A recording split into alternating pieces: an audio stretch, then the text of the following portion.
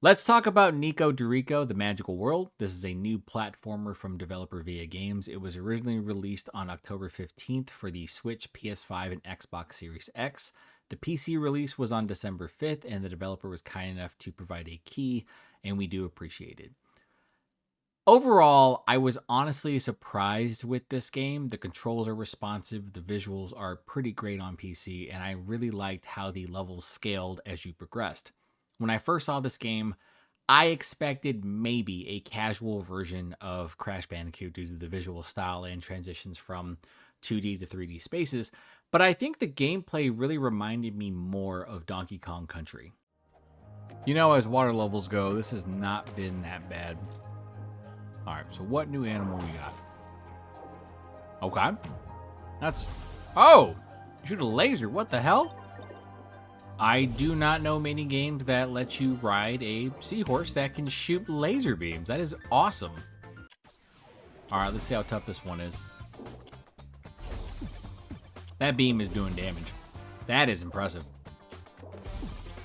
I'm pretty sure if I time that right, I can probably get 2 at a time, 3 at a time. That's my bad. Most of these secret levels have been really fun to play through so far. I am really struggling with trying to aim here. Hold on. Gotta make sure I do not hit any of these edges because it's a one-shot kill. Man, I have a lot of time to complete this level. This is a very, very lenient game. Easy peasy. The use of animal friends to help you traverse and defeat enemies, the use of barrels to propel you forward through a space, all evoked fond memories of Donkey Kong and made me hold out hope that a Donkey Kong Country game would be announced in the near future. The one big standout for me in Nikoderiko is its visuals. The game has some really fantastic moments, especially when you start getting deeper into the game. There's a lot of visual diversity here. There are some really cool boss fights with multiple phases, and while I was expecting the game to get out of hand with its difficulty like Crash Bandicoot, it never did, and I really appreciated this. The game does scale well in regard to the complexity of levels, as there are generally new hazards being thrown at you, but there's never a point in the game where I'd said out loud that this was unfair. I did that a lot at the end of Crash Bandicoot 4, and for whatever reason, I was waiting for that difficulty spike to set in, but it never did. It just got gradually more difficult, and it never passed the threshold of being unfair, which I think a lot of people can appreciate. One of the things I really enjoyed about this game is that the devs went out of their way with their approach to hidden paths and secrets. This game really scratched that itch of exploration, and I was really impressed by the attention to detail. There are some really well hidden secrets that I think platforming veterans will be pleasantly surprised with, because in a game that I would venture to say is relatively casual in its approach to platforming, to find some of these secrets require you to be very timely with your dashes and jumps to find some of these areas, and I thought that was really cool. This is a note to all developers. If you have a waterfall in your game and you have something behind that waterfall, and it has to be some type of secret, you get an instant increase in score. I don't make the rules here. I don't think I ran into this animal yet. All right. I never get bored. Oh man, that was not good. That is an awful joke. That's a dad joke gone wrong, and I apologize to anyone who saw this. I may have to take a point away just because of that. I think the beauty in Nikoderiko is just the simplicity of all of this.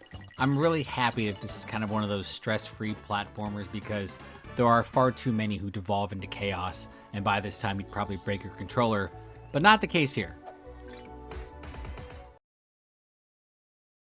So as it pertains to those hidden levels, these are generally really fun to play through, and I think they can range from super simple to somewhat challenging. You do need to be really cautious, because if you happen to fail, doing so will force you to recomplete the platforming section, and getting back to those secret areas can be pretty tough because some of those platforming sections that lead up to them require precise timing. So you may have to die and reset to get back to them if you fail that initial jump or two. For those of you who are platforming completionists and are generally just so talented that you can complete some of this in one run, I know that can be kind of frustrating, but I don't have any doubts that more than likely you'll just have your timing down from the beginning. But just a word of caution. Now, when it comes to these levels, it's really interesting because even though they are optional, and even though they do provide a different type of challenge, I would consider them puzzle levels, you have well more than enough time to complete them. Seriously, the game is incredibly lenient, and it's very surprising to know that even in a casual platformer that has optional challenge levels, that the challenge levels themselves are fairly casual in nature. It's just how Nikoderiko rolls, and I'm all for it, honestly. Now, in terms of issues, there are a couple of things that I was just okay about. The first being the narrative. It's there, but it's not anything you haven't seen before. And honestly, you're not playing a platforming game for the narrative, if we're being honest.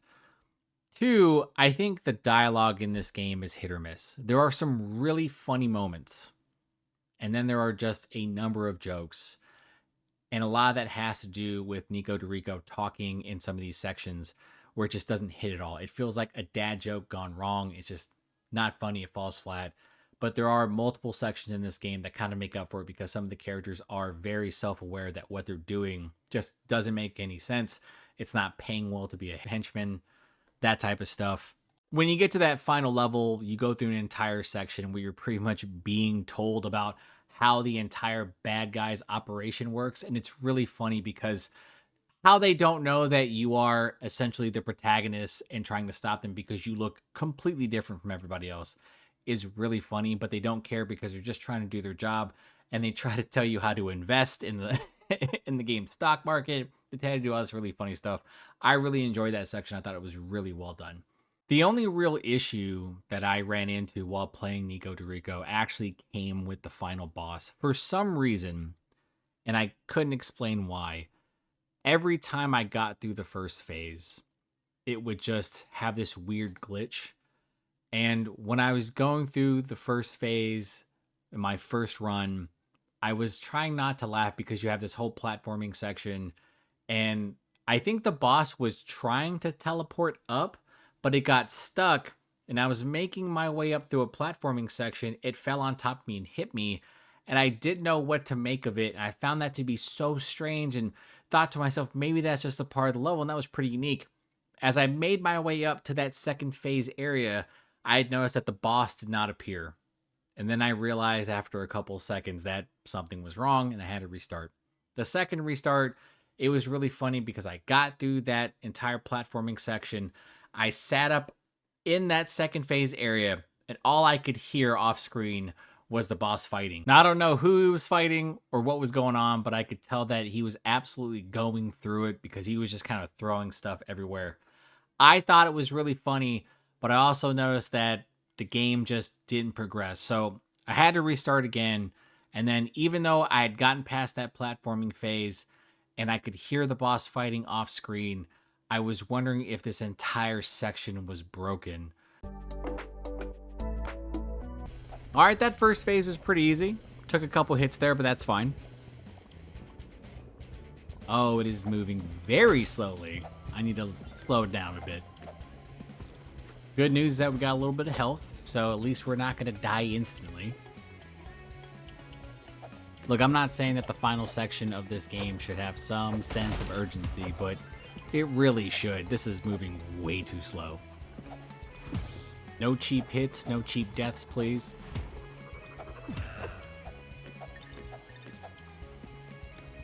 All right, pretty smooth so far.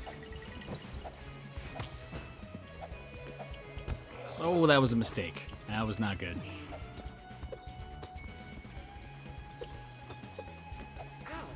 The hell just hit me? Is it like a blind jump? What was that? Was that the boss? What the fuck? What was that?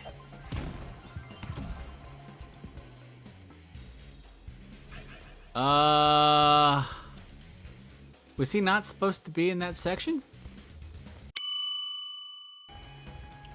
All right, let's see if the big guy's up here now. He's not. Well, then, this is a good sign, right?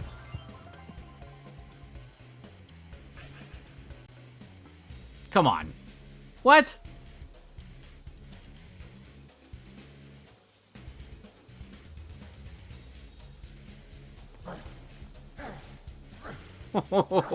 What is he fighting? Am I? Is he an invisible enemy? Ah, come on, man. He's here. Oh, oh, thank goodness. Instead of immediately restarting, I just waited for a little bit. I wanted to give at least 5 to 10 seconds to make sure that maybe the game just wasn't stuck in this weird cycle. But I noticed that the sound did stop and then the boss appeared behind me and then the second phase finally began. Thank goodness, because I did not want to restart this game. I was having such a good time. I was in a really good flow. I was just hoping that the game wasn't so bugged or glitched out that the final boss phase just couldn't go through and the game could not be completed. But luckily, it did happen to work.